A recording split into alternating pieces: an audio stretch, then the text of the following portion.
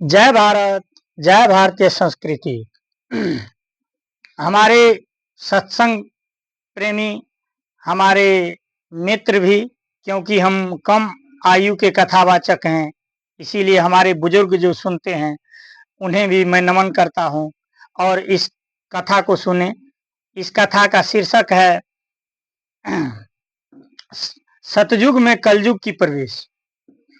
राजा परीक्षित के राज तक कलयुग नहीं थे और कलयुग प्रवेश करने का अनेकों प्रयास किए और राजा परीक्षित से युद्ध भी किए, लेकिन युद्ध में राजा परीक्षित ने कलयुग को हार की मुंह दिखाई और पराजित कर दिया। कलयुग ने सोचा कि राजा परीक्षित जब तक रहेंगे तो हम इस प्रवेश ही नहीं कर पाएंगे। तो कलयुग ने अनेकों प्रकार से राजा परीक्षित को अपने बस में करने के लिए सोचने लगा और अपने सहपाठियों से विचार करने लगा कि कैसे मैं राजा परीक्षित को अपने बस में करूं और इस सृष्टि में प्रवेश करूं। तो अन्य उसके सहपाठियों ने उनको विचार और मत दिया कि तुम 3 चीज राजा परीक्षित से मांग लो जो कि उनके काम के नहीं है। एक जो है मदिरालय, एक वेश्यालय, एक स्वर्ण। और ये तीनों चीज राजा परीक्षित के नजर में इनका कोई महत्व नहीं था क्योंकि राजा परीक्षित के राज में इतना सुख और समृद्धि था जो स्वर्ण का भी महत्व नहीं देते थे और मदिरालय और वेश्यालय तक वो नहीं जाते थे और इस पर उसका कोई ध्यान नहीं था।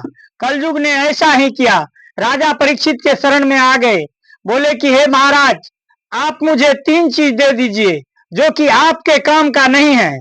बोला मांगो क्या 3 चीज है, बताओ, उसका नाम बताओ। तब कलयुग ने बताया कि वेश्यालय आपके काम की नहीं है, मदिरालय आपके काम की नहीं है और स्वर्ण ये आपके काम के नहीं है। लेकिन हमारे दोस्तों, हमारे सत्संग प्रेमियों, ये 3 ही चीज से ये देश और दुनिया चलता है और ये 3 चीज पर जब अधिकार हो जाता है तो राज जो है, वो देश जो है, गंडक में चले जाते हैं, क्योंकि ये 3 चीज बहुत मूल्यवान होता है। स्वर्ण का मतलब होता है पैसा, यानी कि बैंक पर अधिकार, ये होता है, क्योंकि उस युग में स्वर्ण का ही महत्व था, आज के युग में पैसे का महत्व है।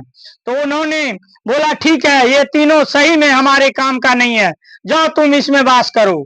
और कलयुग इसमें प्रवेश कर गया।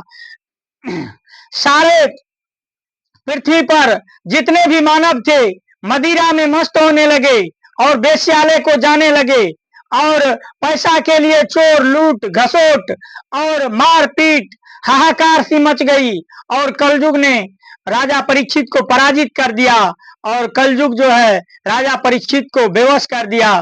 तो ये 3 चीज हमारे सत्संग प्रेमियों बहुत महत्वपूर्ण होता है। इस 3 चीज पर सरकार को, देश के राजा को ध्यान आकर्षित होना चाहिए और इस पर ध्यान देना चाहिए, क्योंकि ये 3 चीज किसी भी देश, किसी भी राज्य के लिए बहुत ही मायने रखते हैं। इसी के साथ मैं अपने वाणी को विराम देता हूं।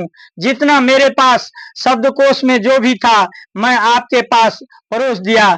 अगर मुझसे त्रुटि हुआ होगा तो माफ कीजिएगा और पसंद आया होगा तो इस वीडियो को लाइक और शेयर कीजिएगा। इसी के साथ जय श्री राम, जय श्री राम, जय सनातन।